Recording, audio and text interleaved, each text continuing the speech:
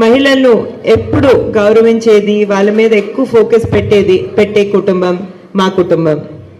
మీ అందరికీ తెలిసిందే, మీ అందరి అన్నగారు ఎన్టీ రామారావు గారు, మా తాతగారు స్త్రీల కోసం ఎంతో చేయటం జరిగింది. మన భారతదేశంలోనే మొట్టమొదటిసారి మహిళలకు ఆస్తిలో సమాన హక్కు ఇచ్చింది ఎవరు? ఎన్టీ రామారావు గారు. అదే కాకుండా మన భారతదేశంలో మొట్టమొదట మహిళా యూనివర్సిటీ పద్మావతి విశ్వవిద్యాలయ స్థాపించింది ఎవరు? ఎన్టీ రామారావు గారు. అదే కాకుండా మహిళలు కూడా పాలిటిక్స్లో అంటే రాజకీయాల్లో భాగం తీసుకోవాలని, వాళ్ళు కూడా డెసిషన్స్ తీసుకోవాలని మహిళలకి 33% రిజర్వేషన్ ఇచ్చింది ఎన్టీ రామారావు గారే. మహిళల సాధికారత సంక్షేమం మీద అంత ఫోకస్ పెట్టిన ఎన్టీ రామారావు గారి మార్గంలోనే మన చంద్రబాబు నాయుడు గారు కూడా ఎన్నో ప్రోగ్రామ్స్ చేయటం జరిగింది. దానికి ఒక ఎగ్జాంపుల్ మన డ్వాక్రా సంఘాలు. అంత పెద్ద స్థాయిలో డ్వాక్రా సంఘాలు స్థాపించింది మొట్టమొదట నారా చంద్రబాబు నాయుడు గారే. అదే కాకుండా యువతులకు మంచి ఆపర్చునిటీస్ దొరకాలని, వాళ్ళు వాళ్ళ కాళ్ళ మీద నిలబడాలని ప్రొఫెషనల్ కాలేజెస్ అంటే ఇంజనీరింగ్ మరియు మెడికల్ కాలేజెస్లో కూడా మహిళలకు రిజర్వేషన్ కల్పించింది నారా చంద్రబాబు నాయుడు గారే. ఇప్పుడు మనం చూస్తున్నాము, ఎంతోమంది మహిళలు ఇంజనీరింగ్ చేసి మెడికల్ డిగ్రీ చేసి వాళ్ళు వాళ్ళ కాళ్ళ మీద నిలబడగలుగుతున్నారు, వాళ్ళు ఇండిపెండెంట్గా ముందుకు వెళ్తున్నారు, వాళ్ళు చాలా గర్వంగా చాలా గౌరవపూర్వకంగా ఉండగలుగుతున్నారు. దానికి కారణం నారా చంద్రబాబు నాయుడు గారు. అదే కాకుండా దీపం పథకం ద్వారా నారా చంద్రబాబు నాయుడు గారు ఎన్నో లక్షలాది మహిళలకు ఫ్రీ గ్యాస్ కనెక్షన్ కూడా ఇవ్వటం జరిగింది. ఇప్పుడు మన మంగళగిరిలో చూసుకుంటే నారా లోకేష్ గారు శ్రీ శక్తి ప్రోగ్రాం ద్వారా మహిళలకు ఎంతో చేయటం జరిగింది. మహిళా సాధికారత గురించి మాట్లాడటం ఒకటంది, ఏదో ఒకటి చేయటం ఇంకొకటి. నారా లోకేష్ గారు మాటల మనిషి కాదు, చేతల మనిషి, మీరందరూ చూశారు. దానికి ఇంకొక ఉదాహరణ నేనే. నాకు చాలా చిన్న వయసులోనే పెళ్లి జరిగింది. అయినా కూడా నేను నా కలలను నిజం చేసుకోవాలని, విజయించాలని నారా లోకేష్ గారు ఎంతో సపోర్ట్ ఇవ్వటం జరిగింది. నేను పై చదువులకి విదేశాలకు వెళ్ళాను, జాబ్స్ చేయడానికి వేరే కంట్రీస్ కూడా వెళ్ళాను, అమెరికాకి వెళ్ళాను, సింగపూర్కి వెళ్ళాను. పెళ్ళి అయిన తర్వాత ఆయన ఎప్పుడు నన్ను సపోర్ట్ చేస్తూ ఉండేవారు. అదే కాకుండా ఈరోజు నేను అంత చదివి నేను హెరిటేజ్ ఫుడ్స్ అనే సంస్థని మేనేజ్ చేయగలుగుతున్నానంటే, అదే కాకుండా NTR trust, Basavatarakam Indo American cancer hospital board మీద చాలా సేవ చేయగలుగుతున్నానంటే అది కేవలం నారా లోకేష్ గారి సపోర్ట్ వల్లనే.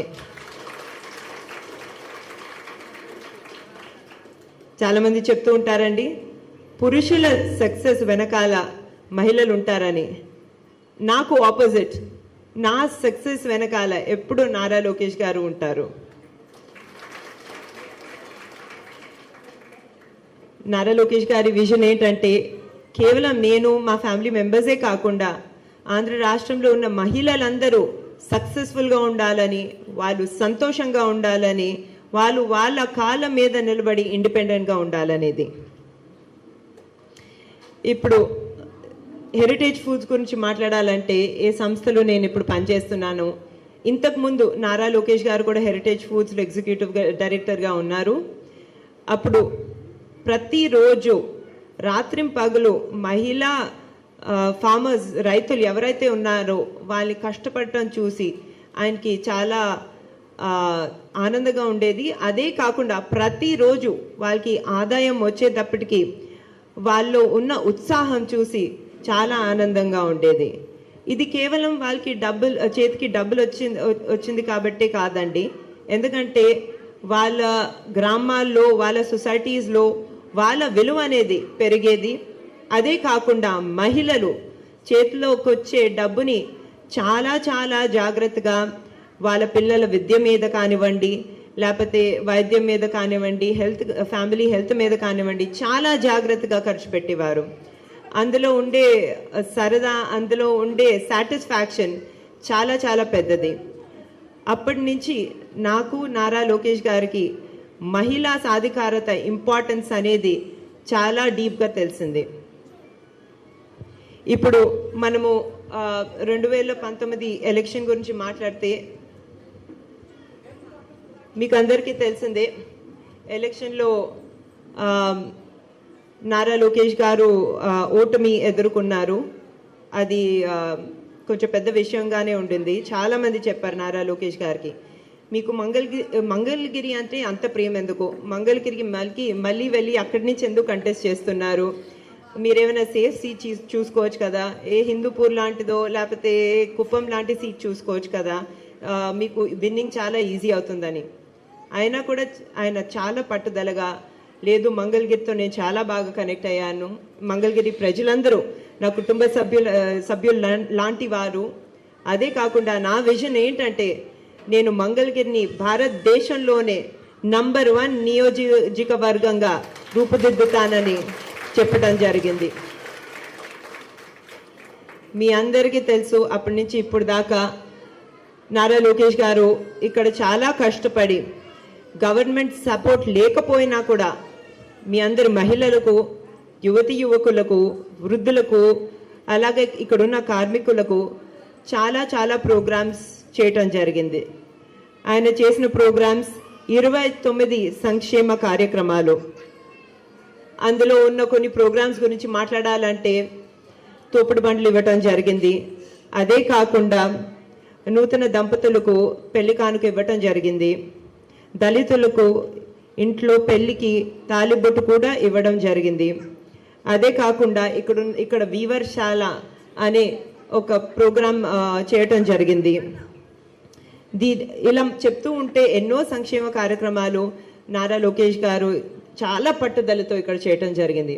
కానీ ఆయనకి, నాకు, మా హృదయానికి, మా మనసుకు దగ్గరుండే ప్రోగ్రామ్స్ స్త్రీ శక్తి ప్రోగ్రామే. మీకు అందరికీ తెలిసిందే, స్త్రీ శక్తి ప్రోగ్రాం ద్వారా ఎంతోమంది మహిళలకు టైలరింగ్లో, బ్యూటీ కోర్సులో శిక్షణ అందించడమే కాకుండా ఇక్కడి నుంచి 32 బ్యాచ్లు పాస్ అయిన బ్యాచ్ల్లో 2000 పైన మహిళలు ఎవరైతే కష్టపడి పాస్ అయ్యారో వీళ్ళందరికీ టైలరింగ్ మిషన్లు కూడా ఇవ్వటం జరుగుతుంది. అదే కాకుండా ఇంట్లో కూర్చుని మహిళలు హ్యాపీగా ఒక ఆదాయం వచ్చేటట్టు చూసుకుంటున్నారు. మీరందరూ మీ కాళ్ళ మీద నిలబడుతున్నారు. ఇది చూసి నాకు చాలా గర్వంగా ఉంది. ఎందుకంటే ఇలాంటి ప్రోగ్రాం అందించటం ఒకటి, కానీ ఇలాంటి మంచి ప్రోగ్రాంని వినియోగించుకోవటం ఇంకొకటి. మీరందరూ చాలా బాగా చేసుకున్నారు. మీ అందరినీ ఇక్కడ సక్సెస్ఫుల్గా చూడటం నాకు చాలా గర్వంగా ఉందండి. ఇప్పుడు ఈ ప్రోగ్రాంకి ఇది ఎండ్ కాదు, దీనికి ఇంకా విజన్ ఉంది. ఇప్పుడు మన బట్టలు కుట్టడమే కాదు, వేరే వస్తువులు కుట్టడం కూడా నేర్పించడం అనేది చాలా ముఖ్యమని తెలుసుకున్నాము. బెడ్షీట్లు కానివ్వండి, పిల్లో కవర్స్ కానివ్వండి, బ్యాగ్స్ కానివ్వండి, ఇటువంటివి ఎన్నో ఉన్నాయి. దేనికైతే చాలా మంచి మార్కెట్ ఉందో. అదే కాకుండా ఈ వస్తువులకు ఫార్వర్డ్ మార్కెట్ లింకేజెస్, అంటే మార్కెటింగ్, ఎఫెక్టివ్ మార్కెటింగ్ చేయటం అనేది చాలా చాలా ముఖ్యం. దాంతో మీ శ్రమ కూడా తగ్గుతుంది. మీకు డిజైన్స్ ఇస్తే మీరు చాలా ఈజీగా డిజైన్స్ హై క్వాలిటీగా కుట్టి మాకు అందిస్తే మేము ఈజీ మార్కెటింగ్ చేయొచ్చు. అది కూడా ముందు మేము చేస్తూ ఉంటామండి.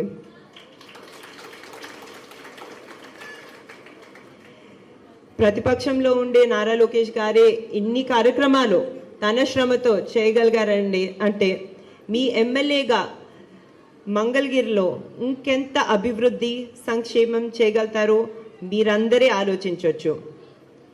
నేను గత 2 రోజులుగా చాలామంది మహిళల్ని ఇక్కడ కలుస్తున్నాను. ఈరోజు పూల తోటలకు వెళ్ళాను. నిన్న ఇండస్ట్రియల్ ఎస్టేట్లో మిరపకాయ కాటేజ్ ఇండస్ట్రీకి వెళ్ళటం జరిగింది. మహిళల్ని అంత కష్టపడటం చూడటం నాకు గర్వంగా ఉంది. కానీ ఇంకొక వైపు చాలా బాధగా కూడా ఉంది. వాళ్ళ బాధలు నాకు చెప్పుకున్నారు. ఇక్కడ ధరలు బాగా పెరిగిపోయాయి. అదే కాకుండా విద్యుత్ ధరలు కూడా బాగా పెరిగిపోయాయి. మహిళలకి రావాల్సిన పెన్షన్లు రావట్లేవు, అందరికీ రావాల్సిన పెన్షన్లు రావట్లేవు. చీప్ లిక్కర్ ఎక్కువ అయ్యేసరికి, డ్రగ్స్ సమస్య ఎక్కువ అయ్యేసరికి ఇంట్లో ఉన్న వాళ్ళు కూడా సరిగా చేయట్లేరు. అదే కాకుండా రావాల్సిన బియ్యం కానివ్వండి, పంచదార కానివ్వండి సరిగ్గా రావట్లేదు, మంచి క్వాలిటీ కూడా రావట్లేదు. అడిగితే ఎవరు దానికి రెస్పాన్సిబిలిటీ తీసుకోవట్లేరు. రేషన్లు రావట్లేవు, ఏమీ సరిగ్గా రావట్లేవు. వాళ్ళు చాలా బాధపడుతున్నారు, వాళ్ళు చాలా వృద్ధులైనా చాలా కష్టపడుతున్నారు. ఈ సిచ్యువేషన్ చూసి నాకు చాలా చాలా బాధగా ఉందండి. మీరందరూ చాలా బాధ్యతగా ఓటు వేస్తారని నాకు తెలుసు. ఎందుకంటే మీరు ఈ కోర్స్ని, ఈ స్త్రీ శక్తి అనే ప్రోగ్రామ్ని చాలా బాధ్యతగా వాడుకున్నారు, అందులో సందేహమే లేదు. కానీ కొందరు ఉంటారు ఎవరైతే ఇంకా ఆలోచిస్తున్నారో, మీ బాధ్యత ఏంటంటే మీరు మీ ఫ్యామిలీ మెంబర్స్ దగ్గరికి వెళ్ళి, వీరందరి దగ్గరికి వెళ్ళి మన ఆంధ్ర రాష్ట్రం ఎలా సంక్షేమం మరియు అభివృద్ధి పొందగలదు అని వాళ్ళని అడిగి వాళ్ళకి చెప్పవలసింది ఏంటంటే, ఆంధ్రప్రదేశ్ రాష్ట్రం బాగుపడాలంటే తెలుగుదేశం పార్టీ, జనసేన పార్టీ మరియు బీజేపీ కూటమి తప్పకుండా గెలవాలి. అదే కాకుండా మనము చంద్రబాబు నాయుడు గారిని మన సీఎంగా ఎంపుకోవాలి. అప్పుడే ఆంధ్ర రాష్ట్రపు పునర్వైభవం ఏదైతే ఉందో అది తిరిగి వస్తుంది, మనం అందరం బాగుపడతాం. అదే కాకుండా మన భవిష్యత్తు తరాలు కూడా బాగుపడతాయి. మరొకసారి మీరింత బాగా చేశారు, మీ అందరికీ అభినందనలు తెలుపుకుంటూ నేను సెలవు తీసుకుంటున్నాను. అందులో సందేహమే లేదు. కానీ కొందరు ఉంటారు ఎవరైతే ఇంకా ఆలోచిస్తున్నారో, మీ బాధ్యత ఏంటంటే మీరు మీ ఫ్యామిలీ మెంబర్స్ దగ్గరికి వెళ్ళి, వీరందరి దగ్గరికి వెళ్ళి మన ఆంధ్ర రాష్ట్రం ఎలా సంక్షేమం మరియు అభివృద్ధి పొందగలదు అని వాళ్ళని అడిగి వాళ్ళకి చెప్పవలసింది ఏంటంటే, ఆంధ్రప్రదేశ్ రాష్ట్రం బాగుపడాలంటే తెలుగుదేశం పార్టీ, జనసేన పార్టీ మరియు బీజేపీ కూటమి తప్పకుండా గెలవాలి. అదే కాకుండా మనము చంద్రబాబు నాయుడు గారిని మన సీఎంగా ఎంపుకోవాలి. అప్పుడే ఆంధ్ర రాష్ట్రపు పునర్వైభవం ఏదైతే ఉందో అది తిరిగి వస్తుంది, మనం అందరం బాగుపడతాం. అదే కాకుండా మన భవిష్యత్తు తరాలు కూడా బాగుపడతాయి. మరొకసారి మీరింత బాగా చేశారు, మీ అందరికీ అభినందనలు తెలుపుకుంటూ నేను సెలవు తీసుకుంటున్నాను. ధన్యవాదములు.